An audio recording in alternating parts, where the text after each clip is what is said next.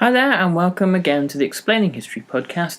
And in today's podcast, I'm going to look at British student radicalism in 1968 and thereafter, and look at the shortcomings of the British left-wing alternative society counterculture that emerged compared to their European and American counterparts. By 1968, two trends had brought about a radicalisation on university campuses, from Mexico to Boston in America, to Paris, to the Sorbonne, to German campuses. We've talked a lot in this podcast about West German students in 1968, and also to Great Britain. And it was really the demographic explosion of the post-war era. The baby boom had finally come of age in the mid to late 1960s, and also the impact of the Vietnam War. A third effect had been the end of, or the beginnings of the end of, the great post-war boom. By the late 1960s in Britain, towards the end of Harold Wilson's government, the post-war boom is beginning to really drift towards recession, creeping unemployment, which really manifests itself more in the early 70s, but creeping inflation and trade union unrest, industrial unrest, declining productivity, and relative economic decline that no British government seems to be able to arrest. These all create the kind of the context for increased radicalism, and the change in thinking among many students in Great Britain, but also across the Western world during the 1960s, on issues such as race, gender, class, sexuality, environmentalism, was kind of reflective of intellectual changes in the Western world during the post-war era. So the generation who protested in 1968 in Britain looked to France, where the country was brought almost to the point of revolution in 1968, and saw that as a kind of a powerful example. But in Britain, nothing quite as dramatic actually happens, which might tell you something generally about the difference between Britain and France in the normal conditions. The idea of there being an alternative society or a counterculture had its roots really in the 1950s, and many of the more significant figures in this 1950s counterculture had been at Oxford and Cambridge, or at the new art colleges that had emerged in the post-war era. It was inspired by French existentialism, jazz music, by the beat poets of the American beat poets of the 1950s, and was often a reaction against things such as British National Service and the generally kind of small-minded post-war conservatism that was satirised by people such as the Beyond the Fringe performers. That Was the Week That Was, Peter Cook, Dudley Moore, Jonathan Miller, and that generation who saw Britain, and really England, as a small, closed, hypocritical and repressed society, and the events such as the Profumo scandal and the various sex scandals surrounding British spies and diplomats abroad highlighted the double standards and hypocrisy of British society. And this was the first generation of the kind of the counterculture. A big part of that was the revival of or the establishment of CND and the marches to Aldermaston nuclear research establishment. Much of this was London-centric. Some of it was dotted around the country. There were parts of Leeds and Sheffield, Manchester, and the rest of the northwest where elements of a kind of a counterculture existed, but it was fairly thin on the ground, and in most instances and at most times, countercultural movements tend to attract little more than a smattering of support. They can be very loud and very lively, but as far as encapsulating the majority of the population in any given age, that's particularly rare. And as Dominic Sandbrook points out in his brilliant book on Britain 64 to 70, White Heat, this was really the preserve of the upper middle classes because they had the time and the money to be able to engage in such lofty pursuits, and this is very often the case. The 1960s, as remembered by most people in Great Britain, was not a time of protesting against the Vietnam War, and the 1950s, as remembered by most people in Great Britain, was not a time of protesting against Suez particularly. These things took place, but they were engaged in by a minority of people. An indicator as to the size, scope and popularity of Britain's counterculture came on the 11th of June 1965 at the Royal Albert Hall International Festival of Poetry. And it was here that Allen Ginsberg had visited from America, Ginsberg, of course, being the leading light of the Beat Poets and a countercultural figure in his own right, kind of holding court in and around the world of the Grateful Dead in San Francisco by this point. And he had come to Britain to take part with poets from all over the world. At this point, probably the most famous and popular poet in Great Britain was John Betjeman, who wrote long paeans to the wonders of train commuting in Metroland from London to Aylesbury, and the horrors of Slough, the industrial estate town on the M4.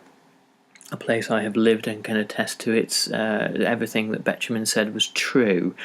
The poetry was normally a kind of a fairly minority interest in Britain, but Ginsberg seemed to draw an enormous crowd on that particular day, of thousands of people coming to listen to him.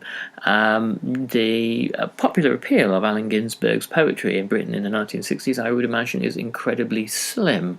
It still is now. But still, people not in their dozens or in their hundreds, but in their thousands, came to listen to him and to listen to his words and lyrics on the possibility of countercultural thought. There is a great deal of attention paid to the International Poetry Festival in 1965 because it seems to have been one of these moments in cultural history where people suddenly became aware that they weren't alone. And this is normally, in any kind of cultural movement, particularly popular cultural movements, a moment where kind of things become galvanized, where it's sort of like a little lightning rod for cultural change. The attendance was enormous by the standards of normal poetry readings, but probably smaller than a Saturday football match. And it still meant very little normally to most people in Britain whose interests were things such as football and pop music and their hopefully continuing rising living standards. The listeners to Ginsberg were people who would have been aware of the growing Arthouse happenings in and around London, where theatre, music, art and film, surrealism and existentialism all merged to create events that were often fueled by the beginnings of an appetite for things like LSD, and were largely incomprehensible and impenetrable to those who were uneducated in them or disinterested in them. Decried, perhaps rightly by some, as impenetrable, pretentious, and celebrations of the avant-garde for its own sake, where those who were educated at art school level in things like Dada and Surrealism and Expressionism, abstract Expressionism, could be rather self-congratulatory towards one another. These became synonymous or symbolised the kind of the left field bohemianism of London in the 1960s, and have often been parodied in a variety of ways. Often Arthouse happenings were about trying to gain a reaction from the Lord Chamberlain, who since Tudor times and up until 1968 had been responsible for theatrical censorship, and again was an exemplar from the Lady Chatterley trial onwards of the sort of like the kind of the petty repressiveness of mid-60s, mid-50s and mid-60s British society. A range of radical bookshops, normally in London, of art and theatre establishments, countercultural educational establishments such as the Notting Hill Free School, and other left-of-field theatre groups emerged. Often these had varying degrees of success, and often they were less about education and art and more about means of throwing off the conformity of middle-class life, and obviously engaging in drugs and sex and that sort of thing. And again, it seems very much like the pursuits of people with the income to sustain that kind of activity. Working class people were generally excluded from much of this fun because of the pressures of work and low pay. On the fringes of many of these bookshops and boutiques and schools were some quite famous figures. Paul McCartney and Marian Faithfull, and occasionally members of the Rolling Stones, would patronise them. Filmmakers like Michelangelo Antonioni and the various people in and around groups such as Pink Floyd would appear and be seen and make these places terrifically fashionable. Very often commercial pressures and the problems of petty theft from the shop and a lack of business experience and the kind of the hard-headed business decisions that actually require these places to survive often drove them underground. But the energy that poured into much of this culture was the campaign against the Vietnam War, which saw people come together in shared spaces such as radical bookshops and meeting places, events, share ideas and exist within a common culture which had previously been politicised only to the extent that it rejected the staid conventions of bourgeoisie. But the Vietnam War gave it a cause, and it gave it a more politicised, anti-imperialist, anti-capitalist, and to some extent Marxist definition. The periodical of the era was the International Times, or the IT, which was established in October 1966, at about which time the alternative society in London began to find Vietnam as its rallying call. There had been a kind of a long tradition of radical publications long before this, dating back, deep into the 19th century. But this was something of a kind of a key moment in the 1960s avant-garde community, because it was able to connect with a student audience and a widespread and growing audience at that.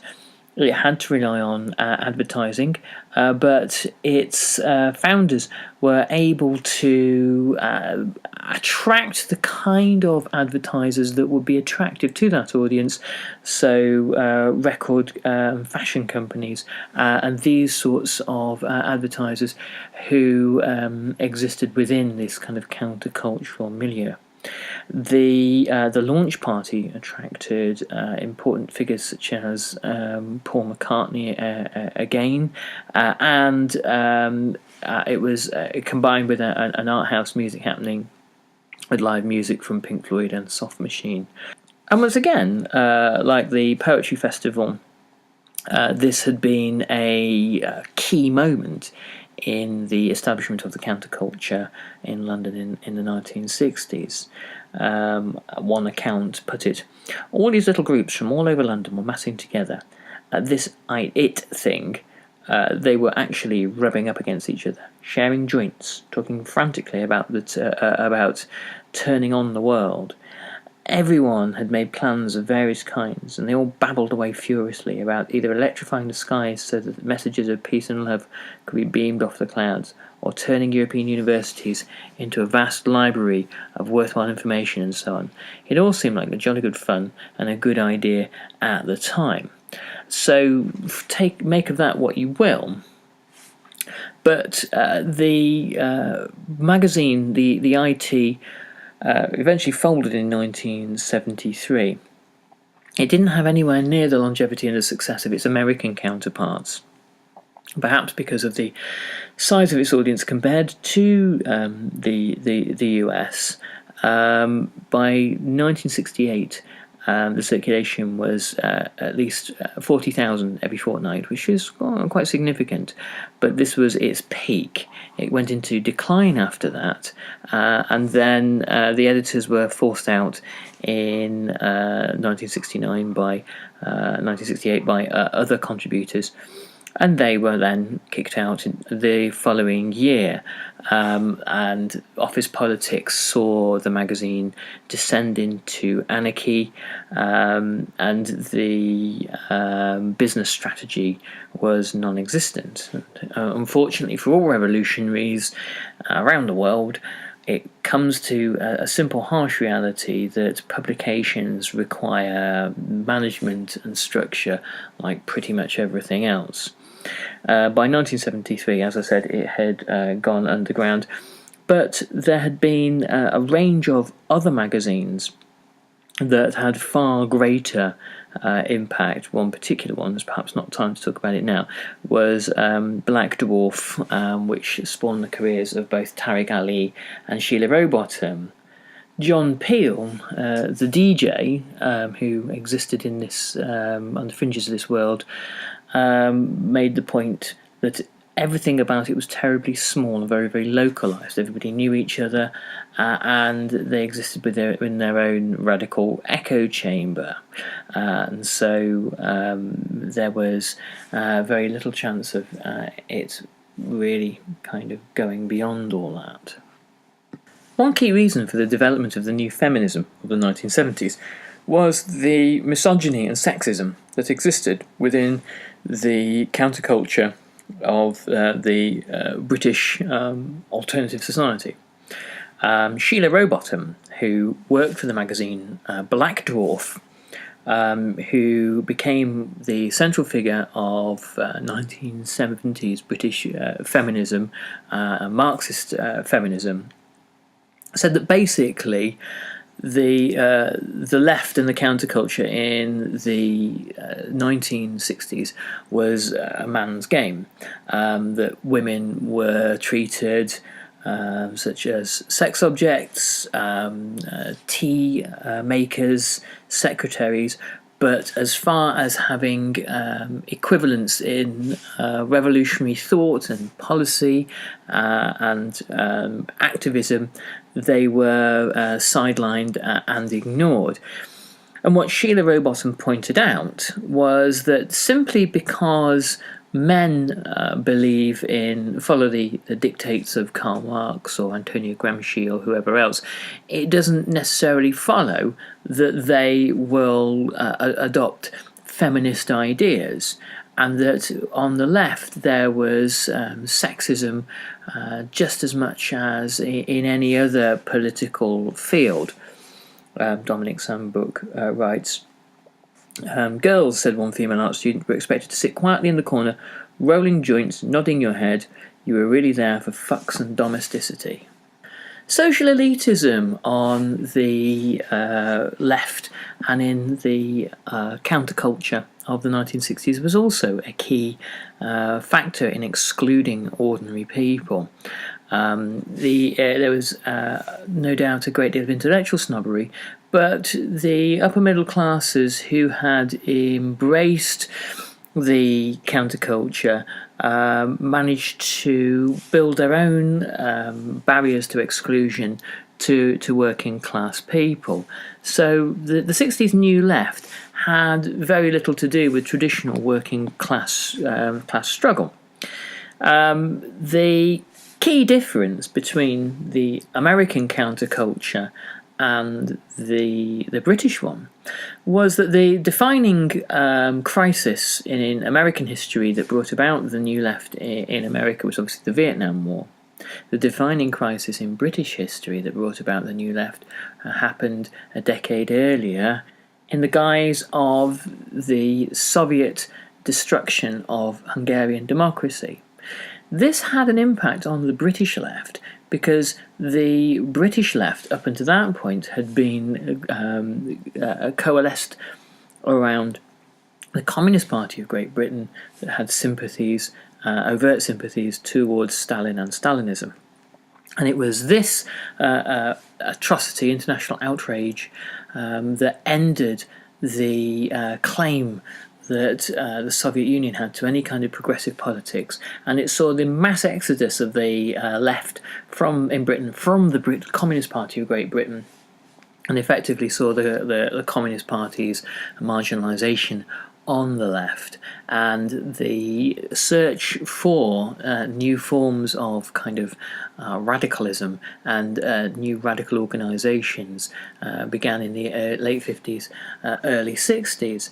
And when the Vietnam War reached the height of its ferocity and the protests against it around the world reached their climax, new critiques on the left, the New Left as it was referred to, of both the Soviet Union and the USA, and a broader critique of power itself were increasingly popular.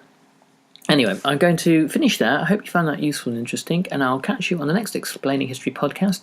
If you can pop by our Patreon page to fund us, that would be very helpful, and look forward to speaking with you again soon. All the best. Bye.